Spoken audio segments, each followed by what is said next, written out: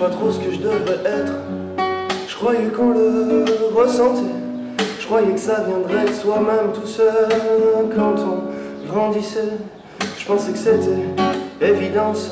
Chacun devient qui il est. Dur labeur ou par chance, chacun trouve sa destinée. Dis-moi oui, dis-moi qui trouve une réponse aux pensées quand elle reste inexpliquée. Et plus de mystère, oublier l'essentiel. C'est juste un moment pour plus de liberté. Why? Plus de mystère, oublier l'essentiel.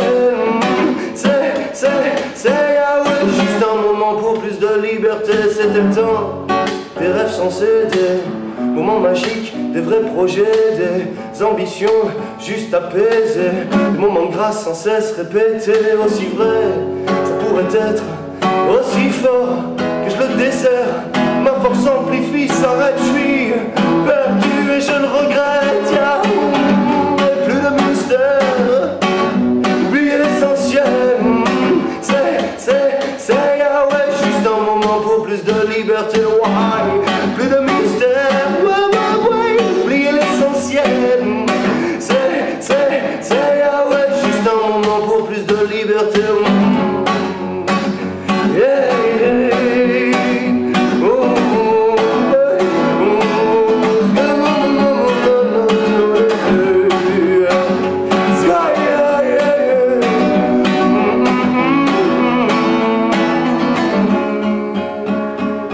Reste prudent, j'ai tout essayé, reste constant. Ça n'a pas marché, mais pour tout le temps, je vais juste résister, trouver la force là où tout a chuté. Je n'ai pas de remède à nos grands flous, nos espoirs, nos dégoûts qui avancent.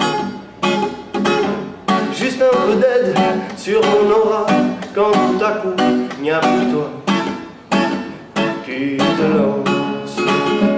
Dis-moi oui, dis-moi qui trouve une réponse aux pensées quand elle reste inexpliquée. Plus de mystère, oublier l'essentiel. Juste un moment pour plus de liberté. Why? Plus de mystère, oublier l'essentiel. Juste un moment pour plus de liberté. Plus de mystère, oublier l'essentiel. Juste un moment pour plus de liberté. Eh bien, bonjour Baptiste, très heureux de te revoir depuis la fois précédente où j'ai eu la joie de t'interviewer. Alors, qu'est devenu Baptiste depuis ces quelques mois passés? Alors après un petit voyage en Amérique du Sud, je suis rentré avec l'idée en tête de former un nouveau groupe avec plus d'influence qu'auparavant, c'est-à-dire que là il y a un contrebassiste, un batteur et un saxophoniste qui sont arrivés. Pierrick, le saxophoniste, je jouais déjà avec lui depuis l'Inde, ça fait 1 an et demi qu'on s'est rencontrés, qu'on commence à jouer ensemble. Mais les autres sont arrivés, ils sont un petit peu plus âgés que moi, donc ils ont plus d'expérience. C'est des très bons musiciens. Et, à la batterie, il s'appelle Marcello et à la contrebasse, Laurent. Et voilà, ça fonctionne bien. On a fait quelques dates pour l'instant, on a surtout beaucoup répété. Après, moi, parallèlement, je fais des concerts tout seul. J'ai joué par exemple à Luxeuil, ou alors des petites scènes dans un théâtre à Orléans, ou alors je suis allé jouer dans le centre de la France. Des petites dates comme ça, histoire de développer le projet aussi tout seul. Mais à 4, on commence à bien faire tourner le projet. On a joué vendredi au Cathy Delis, c'était très bien, c'est bien passé. Et là, donc samedi, au Caveau des Augustins. On commence à peine, quoi, vraiment à 4, donc on a un peu tout à prouver. C'est ça qui est intéressant aussi, quoi, qui met aussi la pression. Alors, comment considère-t-on un artiste français imprégné de reggae, de musique africaine et jamaïcaine? Moi, je sais pas trop, parce que j'ai pas vraiment l'impression de porter Moi je suis issu vraiment de la chanson française. Les artistes que j'écoutais quand j'étais petit, c'était ce que mes parents écoutaient. Donc il y avait beaucoup de chansons françaises, rien de très original quoi, Brassens, Brel. Après je suis vite allé sur du Goldman, du Cabrel, pas mal de trucs un peu kitsch au final quoi, mais je suis toujours assez fan de tous ces gens-là, de tous les textes qu'ils ont pu faire et puis de la carrière qu'ils ont menée. Parce que c'est des carrières sur le long terme et ça c'est vraiment intéressant je trouve. Ils ont développé un projet, parfois ça a mis du temps, par exemple pour Brassens il a mis quand même beaucoup d'années avant de devenir connu du grand public, quoi. Après tout d'un coup il a explosé, mais c'est ce que je me dis pour me dire que ça peut prendre du temps et que c'est pas grave. Après au niveau reggae, influence jamaïcaine, tout ça c'est plus quand je suis arrivé à l'adolescence, où là j'ai écouté que du reggae, du raga. Et donc il y a un petit peu d'influence comme ça dans mes chansons. J'essaie souvent de mettre un petit passage reggae dans la plupart des chansons, mais c'est très rare que je fasse une chanson où c'est que reggae. En fait ça me saoule assez vite quoi, le reggae peut devenir assez vite monotone quoi, si on sait. Moi je suis pas un pro du reggae donc j'en mets un peu parce que j'aime quand ça change, j'aime quand il y a des variations de style dans une chanson, mais après, je suis pas un reggae man. Mais est-ce que tu me permets de poser cette question?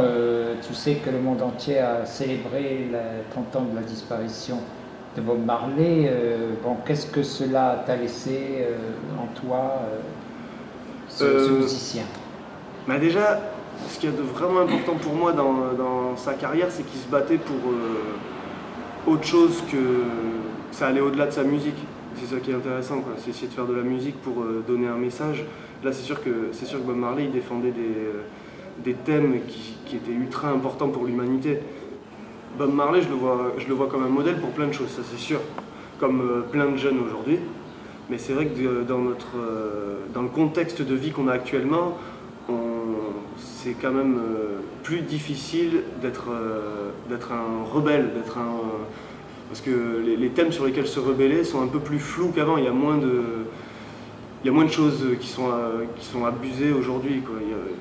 Au niveau respect des droits de l'homme et tout ça, on est quand même dans une société agréable aujourd'hui, plus ou moins, quoi. C'est sûr qu'il y a des choses...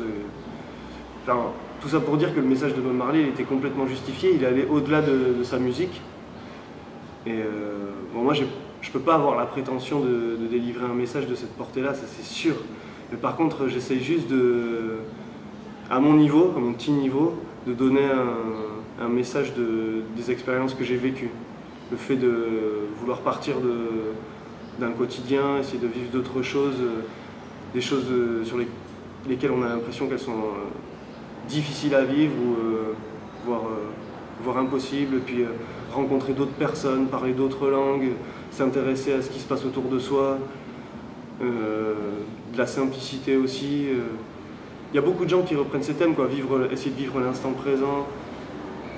Ça peut paraître assez banal, mais quand on essaye de les mettre en œuvre réellement dans sa vie, c'est assez compliqué. Donc voilà, ça mange pas de pain d'essayer de le rappeler, quoi. Puisque tu me dis que ton univers n'est pas essentiellement reggae, mais je voudrais savoir si c'est ces chansons qui t'ont influencé à devenir chanteur, ou quel est l'artiste qui t'a réellement influencé? L'artiste qui m'a le plus influencé, je pense, et ça peut paraître un peu étrange, mais c'est Ben Harper, je pense. C'est Ben Harper qui, je trouve que c'est l'artiste le plus complet que je connaisse. Donc, il peut faire des chansons très très douces, tout seul, acoustique, guitare-voix, faire une chanson très reggae derrière, très rock ensuite. Monter en voix-tête, descendre dans les basses, faire toute une chanson dans les basses. Il a des nuances incroyables, de l'émotion dans chacune de ses paroles. Moi, c'est vraiment ce à quoi j'aspire, quoi, essayer de tendre vers son niveau. Alors, on peut dire que le style d'allemand est bien là. Et quelles ont été tes sources d'inspiration? Alors, il y en a plusieurs. Donc, Ben Harper, ça c'est sûr. Goldman. Les chansons douces de Goldman, je suis vraiment un fan des chansons douces de Goldman. Même si elles peuvent paraître parfois, c'est des mots qui peuvent paraître parfois un peu faciles, mais je trouve qu'il a une plume incroyable quand même. Il est vraiment très très bon ce Jean-Jacques. Après lui, je suis un gros fan de Dire Straits aussi. Puis des paroles de Brassens, bien sûr. Et puis après, c'est sûr qu'il y a des reggaeman, bon, Bob Marley, mais bon, Anthony B. J'ai pas mal de reggaeman qui m'influencent, ouais. Gentleman. Voilà. Il y en a beaucoup après, beaucoup de gens. Mais est-ce qu'il y a le style d'allemand? Bah, j'en sais rien, j'essaye. Moi, quand j'écris une chanson, je pense pas au style. Je pense juste à retranscrire une émotion qui passe et point barre, quoi. Si ça devait se faire en techno, ça se ferait en techno. Moi, le truc, c'est que je joue de la guitare. Donc, je fais des chansons avec ma guitare et forcément, au bout d'un moment, c'est toujours un peu le même univers qui ressort parce que j'essaye d'être un minimum authentique, quoi. Après, c'est une question difficile, quoi. C'est difficile à dire. Alors j'en reviens à ton album Deviens-toi. Tu peux nous dire un peu son univers? Ouais, Deviens-toi, en fait, c'est vraiment la suite c'est le résultat de toute une phase de vie, en fait. J'ai grandi, je suis devenu adulte doucement et j'ai commencé à travailler, je suis rentré dans un train de vie plus ou moins normal. Et un jour, je me suis réveillé, je me suis senti complètement inculte sur le monde. Et ça m'a déprimé, quoi. Et donc je suis parti voyager et à partir de ce moment-là, j'ai repris le stylo, le papier et j'ai commencé à écrire des chansons sur l'évolution que je voulais voir en moi, en fait. En fait, ces chansons-là, c'est pas des chansons pour dire toi, il faut que tu deviennes comme ça ou toi, tu devrais essayer de faire ça. C'est complètement... je me parle, en fait. J'essaie de me dire, ce serait bien que tu tendes un peu vers ça, que tu essayes de te renseigner un peu sur tel ou tel sujet, que tu gobes pas tout ce qu'on te dit non plus. Tu vois, il faut chercher un petit peu plus loin que ce qui est sous ton nez, quoi, en gros. Et l'album Deviens-toi, c'est ce résultat-là, quoi. C'est une évolution sur 2 ans d'un petit gars qui est dans les rails et qui, 2 ans après avoir voyagé, on est un tout petit peu plus loin, mais bon, voilà. J'en étais pas beaucoup plus loin, puisqu'au final, maintenant, tu vois, ça fait 2 ans que je l'ai fait, cet album, et je suis toujours dans le questionnement perpétuel, quoi. Alors justement, parle-nous de ton côté doux rêveur et globe-trotter. Doux rêveur, pourvu que ça dure. Après, forcément, quand on vieillit un peu, les réalités de la vie se font plus sentir, quoi. Donc, moi, j'ai eu la chance de voyager, de pas mal voyager. C'est un choix que j'ai fait. Maintenant, là, tu vois, j'essaie de développer ce projet-là en France, quoi. Donc, je suis revenu pour m'ancrer quelque part et essayer de faire partir un projet, tu vois, du Pays Basque, du Sud-Ouest, et essayer qu'il se développe en France. Et si ça peut se développer plus loin encore, ce serait génial, quoi. Mais bon, voilà, j'ai bien voyagé parce que j'avais envie d'avoir des choses à dire. Dans mon rôle, tu vois. Tu peux pas arriver sur scène, faire des chansons et puis parler que d'amour et du fait que tu te sois fait larguer ou que tu vas larguer un tel, et tu vois. On s'en fout de ça. Enfin, moi, la musique, elle m'intéresse pas à ce moment-là, quoi.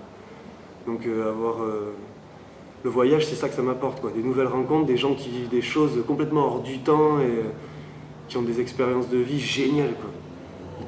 Ils font prendre un recul sur la vie et sur le monde qui est incroyable. Et voilà, j'essaye de m'en imprégner un petit peu pour pas être trop scotché dans ma réalité, tu vois, la réalité qu'on a tous les jours ici, qui est géniale. Je veux dire, enfin, moi, je suis pas du tout désabusé ou à critiquer tout ce qu'on vit, c'est super. Mais je dis juste qu'en multipliant les expériences, on a quand même un regard plus global sur ce qui se passe. Alors, ce que j'essaye de faire. Tu ne laisseras pas pour autant tomber le sac à dos. Non, je pense pas. J'ai vu une citation de Paulo Coelho qui disait quand on a, je sais plus ce que c'est exactement la citation, mais en gros c'est quand tu as connu le goût du voyage, qui est parti une seule fois, sait qu'il repartira à un moment donné. Et je trouve ça très vrai, quoi, parce que il n'y a pas une journée où je pense pas au voyage, quoi.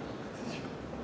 Des concerts à Bayonne et au Boucau, dis-nous un petit peu ce qui va se passer Au Boucau, tu fais la première partie de Fabien Duclerc.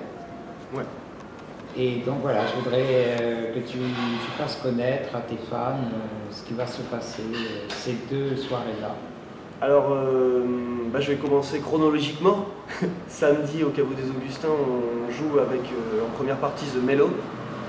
C'est un petit groupe, ils sont 2, un couple, qui chantent super bien, qui ont des super jolies chansons. Ils viennent de s'installer au Pays Basque et donc ils ont une toute petite notoriété qu'ils vont essayer de développer, mais c'est vraiment de qualité le travail qu'ils font, donc j'espère qu'il y aura du monde pour venir les découvrir. Et après, à Boucau, on fait la première partie de Fabien Duclerc, qui est un bon pote depuis pas mal de temps. Ça fait un moment qu'on se connaît grâce à Jean-Michel de la Luna Negra qui nous avait mis en contact. On avait fait une scène ensemble, et puis depuis le premier CD que j'ai fait, je l'ai fait avec Fabien. Et depuis, on se suit, on s'est toujours suivi. Et voilà, donc ça va être super de partager ce moment avec lui, quoi. Surtout que c'est une très belle salle. Je pense qu'il va y avoir pas mal de monde. C'est un concert organisé par la Scène nationale de Bayonne, donc il y a pas mal d'habitués.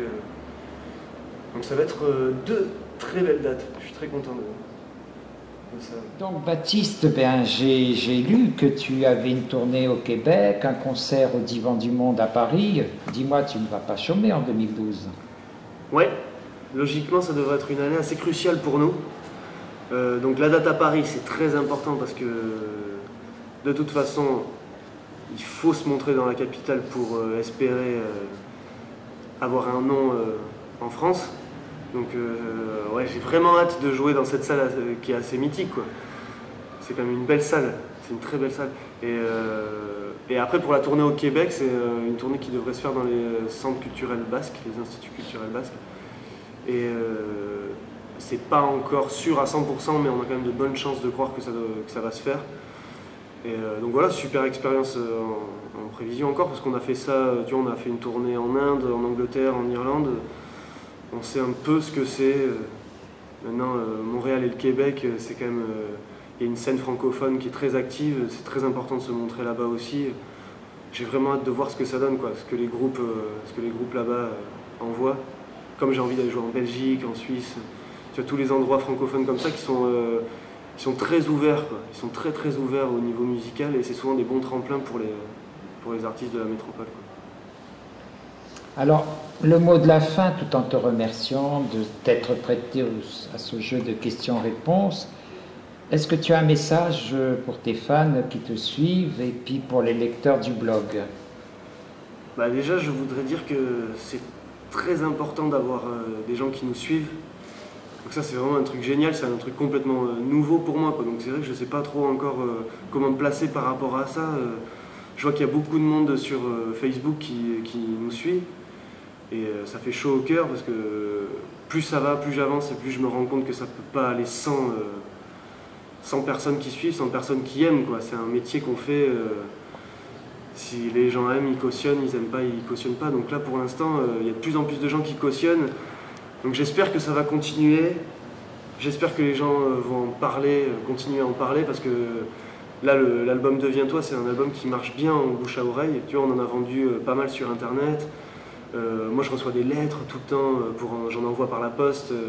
C'est génial, tu vois, ça se bouge, il se passe des choses. Maintenant, voilà, tous ces gens qui ont cette démarche-là de curiosité, de trouver un nouveau groupe qui passe pas forcément beaucoup à la radio et tout ça, je leur dis merci et bravo de votre curiosité, quoi. C'est pas le fait d'aimer ce que je fais, mais juste de soutenir la scène vivante qui est pas forcément super médiatisée, quoi. C'est super important, tout le monde a des beaux discours, maintenant il faut aller plus loin, quoi. Quand on cherche des petits artistes qu'on aime bien et tout ça, c'est quand même un truc génial, quoi. Il y a plein de gens qui font ça, quoi. Il y a plein de gens au Pays Basque, on est quand même bien lotis, quoi. Il y a quand même vraiment beaucoup de gens qui se bougent pour les petits artistes.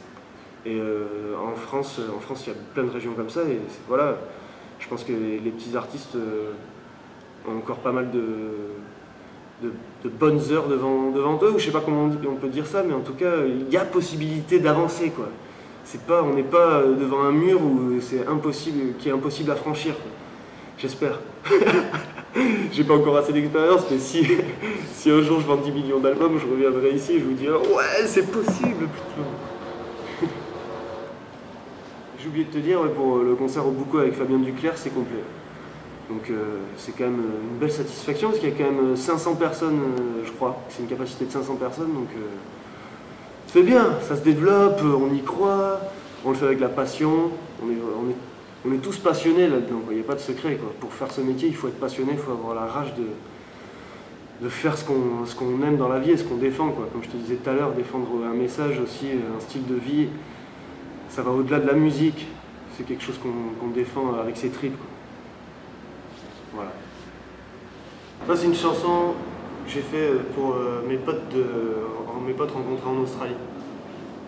Elle s'appelle Les soirées à Byronville.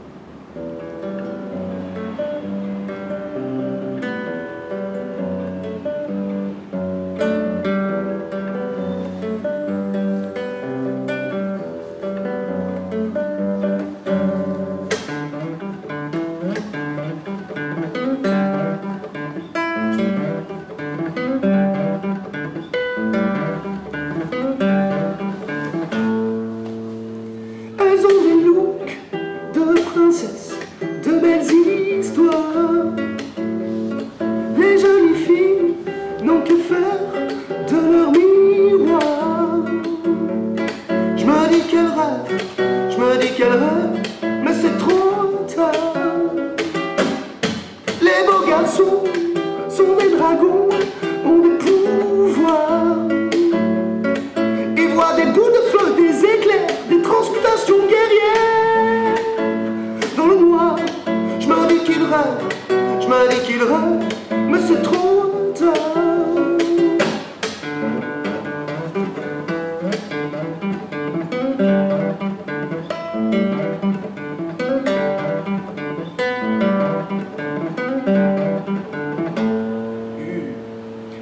Ces mecs l'arrêtent devant le fil tombé, des mini-shorts, des t-shirts mouillés, des soupirs sur musique orgasmique. Et l'alcool est dans les plus timides pour les plus vicieux. Un peu d'acide, ça les aide à s'ouvrir aux refrains dynamiques qui font flash, splash, éclairent nos yeux rouges qui font tache et cachent l'amour et la rage. Et dans ma tête, juste un carnage qui fait flash, splash, et ça revient, ça rebondit, ça fait des big up, ça fait des brrrr. Êtes-vous prêts alors pour la décadence, la fin du monde et l'insouciance et rien à foutre de tout, tu sais tout ce que je veux, c'est coller, serrer, mais laisse aller toute ta folie, tout ce qui en toi a jamais sorti, je veux te voir danser et juste après, je me dis qu'il rêve, mais c'est trop tard. Je me dis qu'il rêve, le